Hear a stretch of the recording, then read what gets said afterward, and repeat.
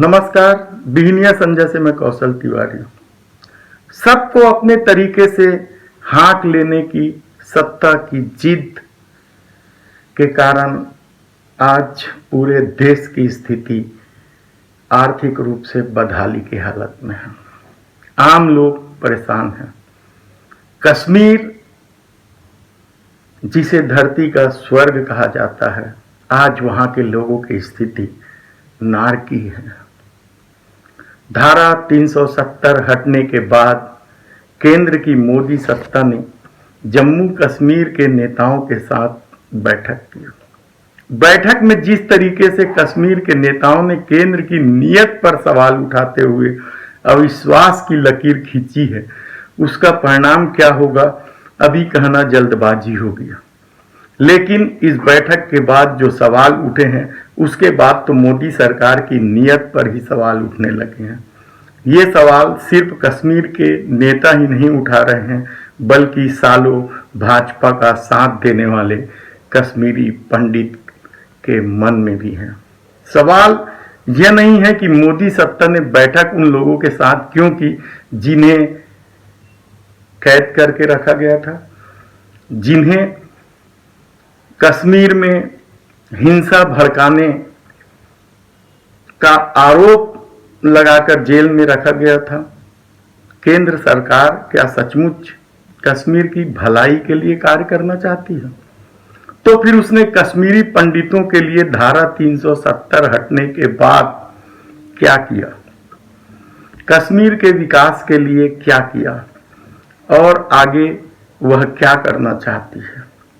बैठक में जिस तरह से कश्मीर के नेताओं ने आक्रोश व्यक्त किया और मोदी सत्ता की नीयत पर सवाल उठाए, उसके बाद भी बैठक में मोदी सत्ता ने कश्मीर की शांति के लिए कोई योजना को सामने क्यों नहीं रखा?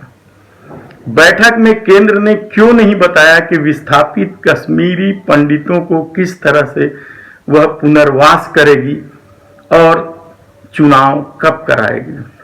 ऐसे में क्या यह नहीं माना जाए कि केंद्र ने बैठक इसलिए बुलाई क्योंकि कश्मीर के हालात को लेकर अंतर्राष्ट्रीय मंच में सवाल उठने लगे थे। नेताओं को जेल में ठूसने, इंटरनेट सेवा बंद करने, रोजगार व्यवसाय ठप करने और लोगों का जीवन मुश्किल हो जाने का सवाल अमेरिका के उपराष्ट्रपति कमला हैरिस ने उठाए थे, जिसके अंतर्राष्ट्रीय स्तर पर भारत की थू-थू होने लगी थी।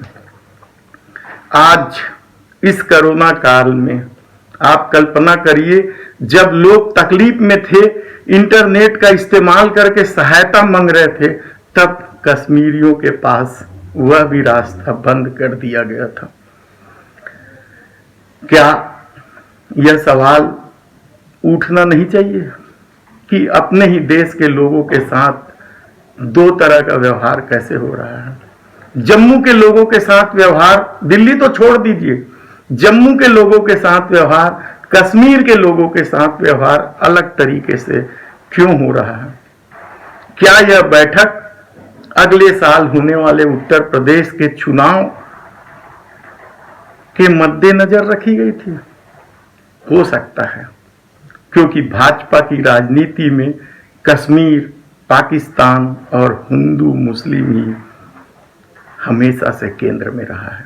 तब सवाल यह है कि बैठक में कश्मीरी नेताओं के स्वर को उत्तर प्रदेश के चुनाव में इस्तेमाल किस तरीके से किया जाएगा?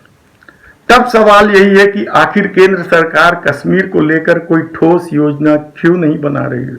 चुनाव के रास्ते क्यों नहीं खोल रही है? जो कश्मीरी पंडित भाजपा पर इतना भरोसा करती है, धारा 370 हटने के साल भर बाद भी उनके पुनर्वास के लिए एक कदम भी क्यों नहीं बढ़ाया गया? अब इस बैठक के बाद जो सबसे बड़ा सवाल है कि क्या भारतीय जनता पार्टी आगे भी कश्मीर को चुनावी मुद्दा बनाएगी, धारा 370 को लेकर विवाद खड़ा करेगी?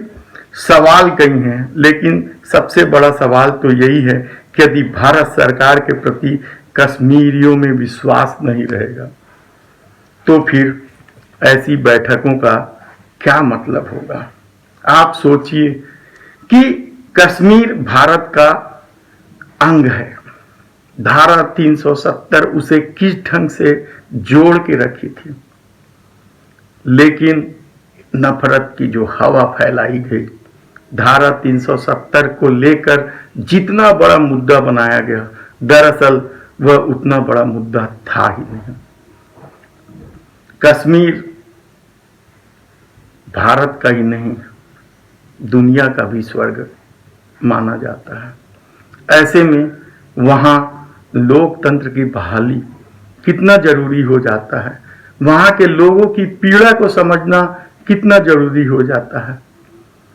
सवाल भारत सरकार से भी है, क्या अंतर्राष्ट्रीय मंच में हो रही थू-थू और उत्तर प्रदेश में पूरी तरीके से पस्त हो चुकी भाजपा के लिए धारा 370 क्या फिर एक मुद्दा बनकर उभरेगा? बिल्कुल उभरेगा, आप देख लीजिएगा। धन्यवाद।